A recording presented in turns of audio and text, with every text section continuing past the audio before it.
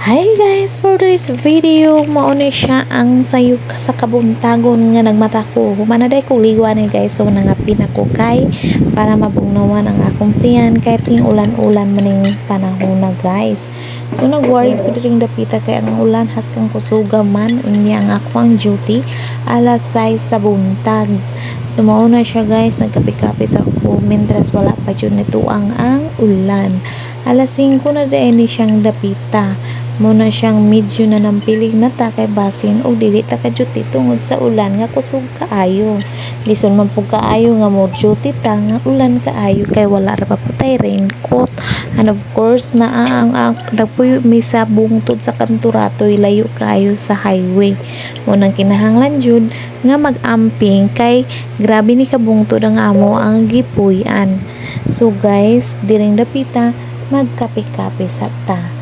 While nagkulat po sa atong partner kay naligo pa po siya kay dugay man siya nakamata.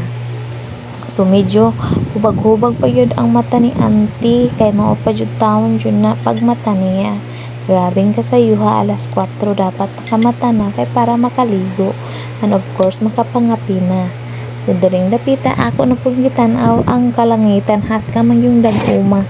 O sa dihang naglingkod na lang po ko rin naghuwat o kanus agad siya mohunong kay medyo nato mo sayo mo ato sa itong trabahoan kay kabalo ko nga na po ni absent, so wala jud ko nag kuan sayo na jud absent anong dapita makalagot jud ni mag duty ta nga na ay absent sa atong line up kay dili jud magkadimao ang atong pagpanarbaho pero okay ra kay dapat ato jud siyang humanon or ato jung i-comply ang atong mga responsibilities.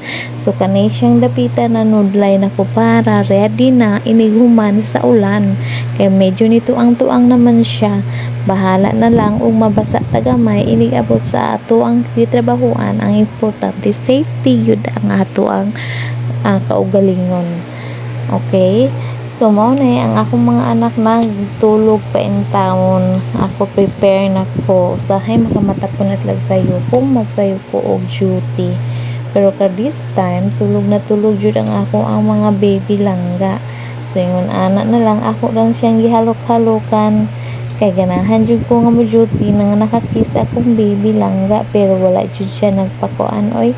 Tulog lagi siya kay lami man pud kaayo yang tulog kaagi sa panahon nga bugnaw-bugnaw. So mao to nag-ready na lang ko. Di ba? Side view sa tagamay kay medyo nakuan man ang atong fans para di makita sa atong mga fans. So mao ra to guys. Amping tanan kay grabe jud ang ato ang panahon kung dili linog mag-ulan sad. Maunay siya ang atong realidad diri kinahanglan jud ta manginabuhi bisag unsa man nga mga kalamidad nga moabot sa ato ang nasod, pero always lang jud ta mag-pray ug amping sa atong mga buluhaton para safety ra jud ta prepare mi guys. So mora to, bye, thank you for watching everyone, hope ngayon ning tan-awon.